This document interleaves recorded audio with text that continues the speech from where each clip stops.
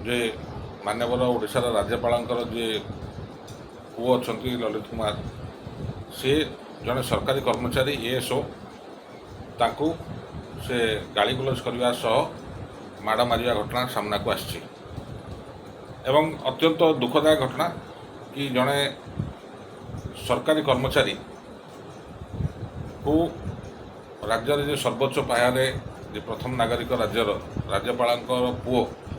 एभली आचरण कर गोटे सरकारी अफिसर को अत्यंत निंदनीय और दुखदायक। ये कथा ओडिशार माननीय मुख्यमंत्री होउचंती जीए विभाग मुख्यमंत्री एवं गृह विभाग मंत्री एवं से खुद मुख्यमंत्री निजे एवं निर्वाचन ठू आरंभ कर निर्वाचन पर पर्यंत बहुत कथा न्याय कथा कही आसछंती साधारण लोक कथा बुझे बोली कही आसछंती। मोर आपण जरिया माननीय मुख्यमंत्री को निवेदन हम जेहेतु से गृह और जीए डिपार्टमेंटर मंत्री कि तांकर अधीनस्थ जन कर्मचारी राज्य सरकार कर्मचारी एएसओ असिस्टेंट सेक्शन ऑफिसर से कार्यरत थे माननीय जिला राज्यपाल पुरी भवन रे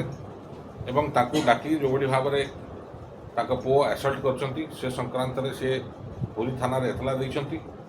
मानवाधिकार कमिशन पक्षर याचिका दायर कराई सी भी ग्रहण कर रिसीप्टा 7 तारीख रु आज होगला 13 तारीख ना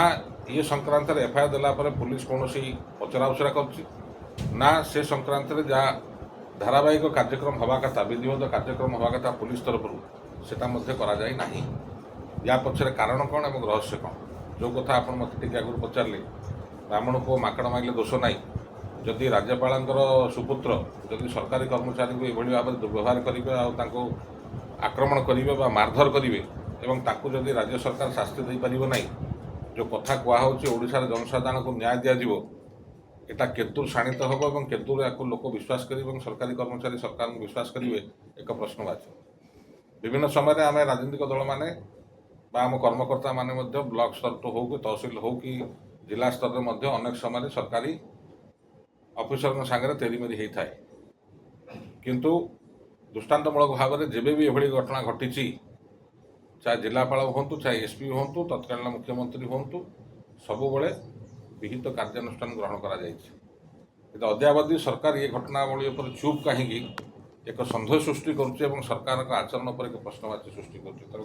जरिए माननीय मुख्यमंत्री निवेदन करी कि ये छोटिया कथा नुहे छोट कर्मचारी हो पारती किंतु कथाटे छोटिया नुहे